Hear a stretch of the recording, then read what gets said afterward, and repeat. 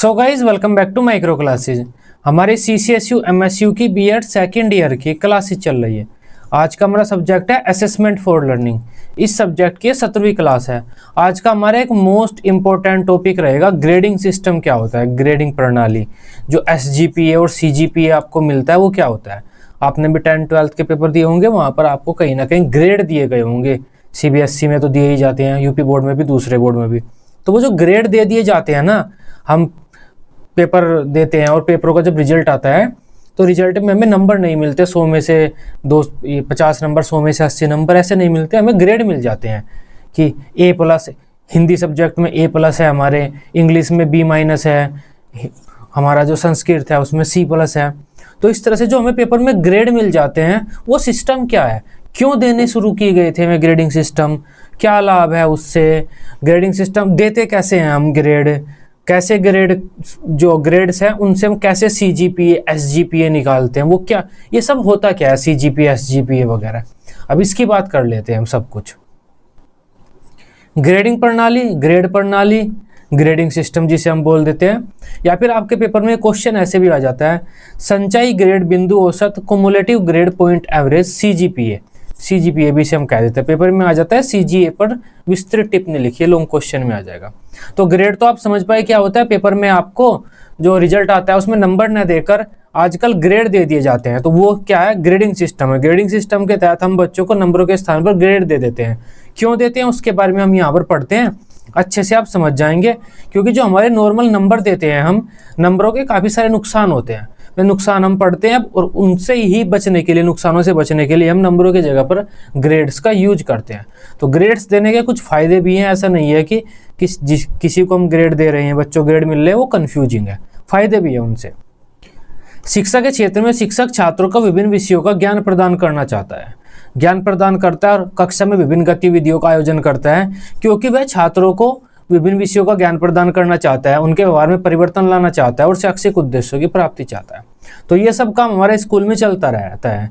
इस दौरान समय समय पर शिक्षक बच्चों का मूल्यांकन करता है, जिससे उसे पता चल जाता है कि बच्चों की प्रगति कैसी चल रही है, जो वह पढ़ा रहा है बच्चे उसे समझ पा रहे हैं या नहीं समझ पा रहे हैं। तो इसके लिए वह समय समय पर परीक्षाओं का आयोजन करता है, क्योंकि मूल्यांकन करने की सर्वप्रसिद्ध तकनीकों में से परीक्षा एक है। तो टीचर बच्चों को पढ़ाता है, पढ़ाने के बाद उनका मूल्यांकन करता है। मूल्यांकन के द्वारा शिक्षक को पता चलता है कि जो उसने पढ़ाया बच्चे समझ भी पाए हैं या नहीं समझ पाए हैं। तो मूल्यांकन करने के लिए मोस्ट ऑफ द टाइम वो परीक्षाओं का प्रयोग करता है, टेस्ट कंडक्ट कराता है, एग्जामिनेशन कंडक्ट कराता है। परीक्षाओं में छात्रों के समक्ष कुछ प्रश्न दिए जाते हैं, जिनके उत्तर छात्रों को देने होते हैं। छात्रों के उत्तरों के आधार पर ही छात्रों को अंक प्रदान किए जाते हैं। अब ये अंक 1 से 100 तक के मध्य हो सकते हैं, 1 से 50 तक के मध्य भी हो सकते हैं। जैसा पेपर है, जितने उसके टोटल नंबर होते हैं उसके अकॉर्डिंग दिए जाते हैं। छात्रों द्वारा प्राप्त किए गए अंकों के आधार पर छात्रों को प्रतिशत प्रदान कर दिया जाता है और उन्हें विभिन्न श्रेणियां प्रदान कर दी जाती हैं। श्रेणी मतलब first division, second division, third division, distinction वगैरह जो भी होता है, और इन्हीं के आधार पर उन्हें पास फेल कर दिया जाता है। यह प्रणाली वर्षों से बिना किसी परिवर्तन के चली आ रही है। इस प्रणाली में हमें बहुत से दोष देखने के लिए मिलते हैं। अब दोषों की बात कर लेते हैं। ये जो अंक प्रणाली है, वार्षिक परीक्षा अंक प्रणाली से हम बोलते हैं कि परीक्षा में अंक दे रहे हैं बच्चों को। तो ये जो प्रणाली है, इसमें क्या क्या दोष है। सबसे पहले तो यही है कि अलग अलग जगह पर उत्तीर्ण और अनुत्तीर्ण करने के स्तर में विभिन्नता पाई जाती है। कहीं कहीं पर 33% नंबर किसी के आए हैं, उसे पास मानेंगे हम।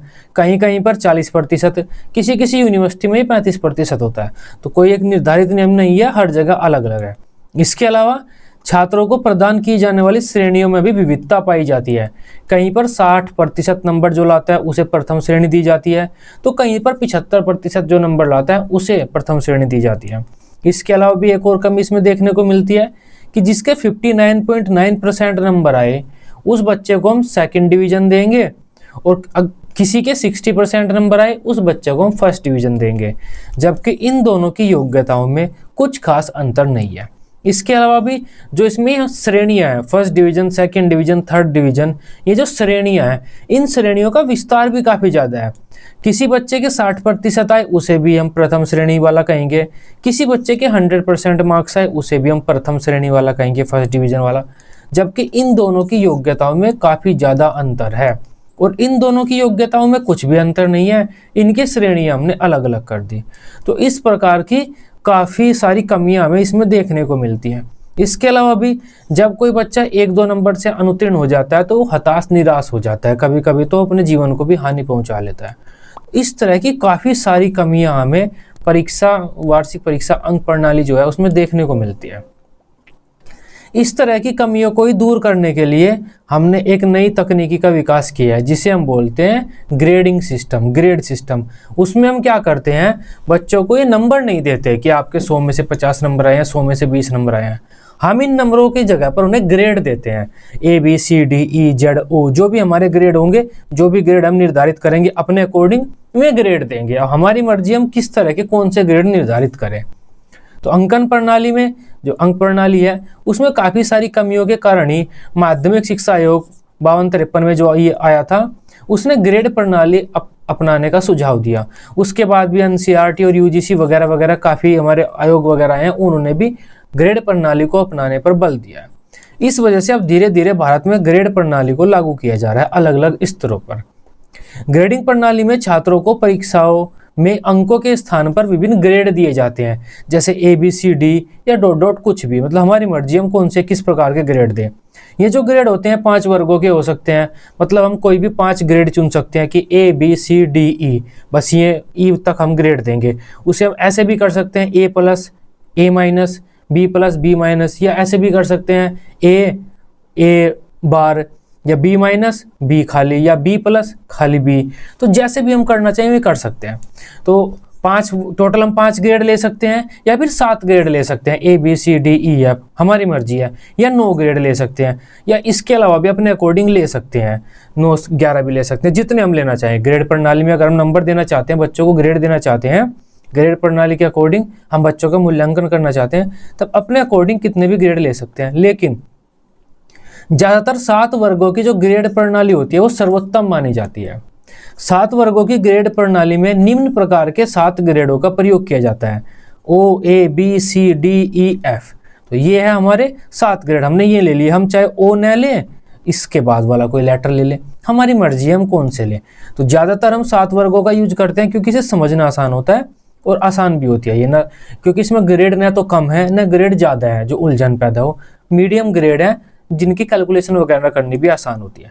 तो ज़्यादातर हम 7 ग्रेडों की ग्रेड प्रणाली का प्रयोग करते हैं, OABCDEF। अब ग्रेड हम कैसे दे सकते हैं, ये 7 ग्रेड है, हम ऐसे दे सकते हैं। अगर किसी के 100% से 90% तक नंबर आते हैं उसे O देंगे, किसी के 90 से 80 तक आते हैं उसे A दे देंगे, किसी के 80 से 70 तक आते हैं उसे B दे देंगे। इसी तरह से हम कम करते चले जाएंगे और बाद में जितने बच जाएंगे, किसी के 30 से 0 तक आते हैं उसे F दे देंगे हम। तो इस तरह से हम बच्चों को ग्रेड देंगे। तो इन ग्रेडों के साथ हम कुछ अंकों को जोड़ देते हैं, मतलब इन ग्रेडों के साथ हम कुछ अंकों को मान लेते हैं। F को हमने 1 मान लिया, E को 2, D को 3, इसी तरह से हमारा जो O हो जाता है उसे 6 मान लेते हैं, 7 मान लेते हैं। तो 1 2 3 4 5 6, O को हमने 7 मान लिया। या फिर हम ऐसे भी कर सकते हैं, F को 0 मान लेंगे, E को 1 मान लेंगे, D को 2 मान लेंगे, O को फिर 6 मान लेंगे। तो इस तरह से हम कुछ नंबरों के भी ऐड कर देते हैं। नंबर्स क्यों ऐड करते हैं हम इन ग्रेडों के साथ? कैलकुलेशन करनी आसान हो जाए। अगर किसी बच्चे ने 3 सब्जेक्ट में B प्राप्त किए और 2 सब्जेक्ट में F प्राप्त किए, तो हम उन्हें कौन सा ग्रेड देंगे? तो इसके जो नंबर होते हैं उनके आधार पर हम कैलकुलेशन निकाल कर पता कर सकते हैं कि D आएगा, E आएगा या क्या आएगा। तो कैलकुलेशन के लिए हम नंबरों को जोड़ देते हैं, क्योंकि औसत और मध्यमान निकालने में आसानी हो, इस वजह से हम नंबरों को जोड़ देते हैं। जो ये 7 वर्गों की ग्रेड प्रणाली होती है, इसे निम्न तालिका के द्वारा हम दर्शा सकते हैं। पेपर में आप ये टेबल बना सकते हैं। तो ये 7 अंकों की ग्रेड प्रणाली है। हमने इसमें क्या क्या लिया हुआ है? जो ग्रेड 7 ग्रेड कौन कौन से लिए हुए हैं? OABCDEF। तो ये हमारे ग्रेड है। इनके साथ हमें नंबर कौन कौन से जोड़े हुए हैं? 0 1 2 3 4 5 6। अब इनके महत्व क्या है, इनका मतलब क्या है? F का मतलब है तो बहुत घटिया नंबर आए हैं, E का मतलब है ठीक ठाक, मतलब कम आए हैं लेकिन बिल्कुल घटिया नहीं है, इस तरह से ही। A का मतलब है बहुत अच्छे नंबर आए हैं, और O का मतलब है बहुत ही बढ़िया, ब्रिलियंट परफॉर्मेंस है बच्चे की। तो एफ का मतलब घटिया नंबर, ओ का मतलब बहुत बढ़िया नंबर। इस तरह से हम ग्रेड देंगे। अब जो बच्चे पेपर कर रहे हैं उस पेपर को देखेंगे हम और उसके अकॉर्डिंग उन्हें ग्रेड दे देंगे कि जो हमने क्वेश्चन पढ़ा, क्वेश्चन बच्चे ने अच्छा किया, ब्रिलियंट वाला किया, हम उस क्वेश्चन पे ओ ग्रेड दे देंगे। क्वेश्चन अगर बिल्कुल ही घटिया किया हम उसे ई दे देंगे।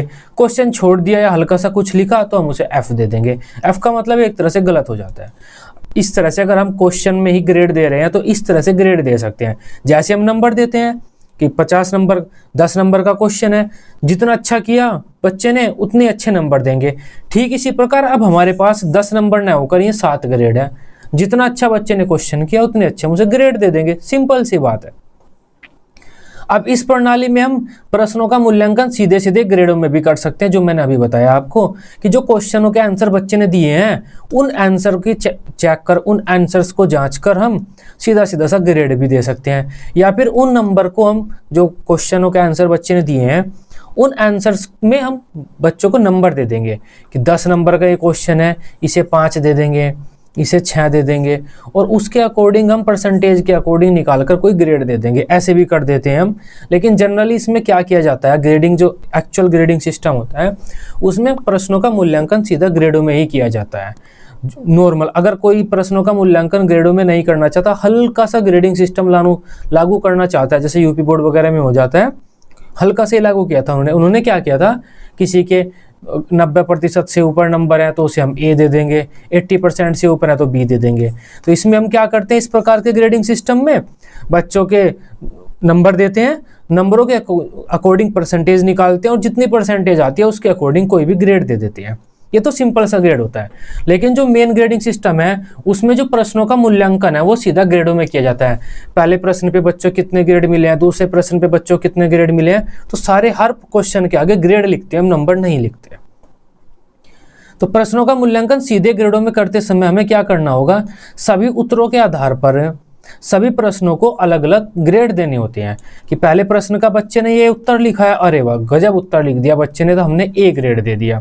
या दूसरे प्रश्न का उत्तर है ये बच्चे ने ठीक ठाक लिखा है तो हमने सी ग्रेड दे दिया। तो इस तरह से ये तीसरा प्रश्न है, हम इसमें ओ ग्रेड दे देते हैं, बहुत ही बढ़िया लिखा है बच्चे ने। तो इस तरह से हम बच्चों को ग्रेड देंगे प्रश्नों के आधार पर। अब अलग अलग प्रश्नों पर हम क्या करेंगे, अलग अलग ग्रेड देंगे। तो अलग अलग प्रश्न है, सभी प्रश्नों पर बच्चों को अलग अलग ग्रेड मिलेंगे। लेकिन बाद में उस सब्जेक्ट का एक ग्रेड निकालना पड़ेगा ना हमें कि इस सब्जेक्ट में बच्चे को टोटल कितने ग्रेड मिले हैं, टोटल एवरेज कितना ग्रेड मिला है। तो उस ग्रेड को हम बोलते हैं जीपीए, ग्रेड औसत बिंदु, ग्रेड पॉइंट एवरेज, जिसे हम जीपीए बोलते हैं। आपने जीपीए सुना होगा।